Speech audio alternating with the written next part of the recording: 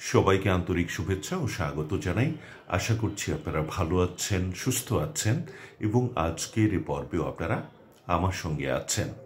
আমরা জানি যে উৎপত্তিগত দিক থেকে বাংলা এবং সংস্কৃত ভাষার অবস্থান অনেকটা কাছাকাছি এবং আমরা এও জানি যে বাংলা ভাষায় সর্বাধিক সংখ্যক শব্দ কিন্তু এসছে সংস্কৃত ভাষা থেকে। তো আজকে আমি এমন কিছু শব্দের উচ্চারণ করব যে শব্দগুলো সরাসরি অবিকৃত রূপে সংস্কৃত ভাষা থেকে এসে আমাদের বাংলা ভাষায় স্থায়ীভাবে জায়গা করে নিয়েছে। এই শব্দগুলোর উচ্চারণ আমাদেরকে অবশ্যই সাবধানতার সঙ্গে করতে হবে, নয়তো ভুল হওয়ার একটা আশঙ্কা থেকে যাবে।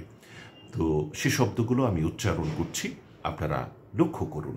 যেমন কুষ্মাণ্ড, স্মিত, বাংময়, গুল্ম, বাল্মীকি, বাগ্মী, হিরণ্ময়, উন্মাদ, একবিংশ ইত্যাদি শব্দগুলো আমি আবারও বলছি, আপনারা মনে রাখার চেষ্টা করবেন।